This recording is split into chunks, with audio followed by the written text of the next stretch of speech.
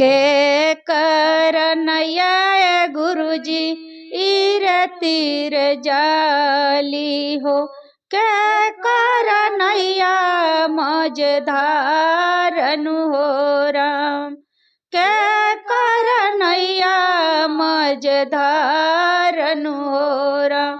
शीश के नैया गुरुजी ईर तीर जाली हो, शीश के नैया गुरुजी ईर तीर जाली हो। पापी के नैया मझधारनु हो राम, पापी के नैया मझधारनु हो राम। जवान नैया राम जी गुरुजी खेवैया हो, जवान नैया राम जी गुरुजी खेवैया।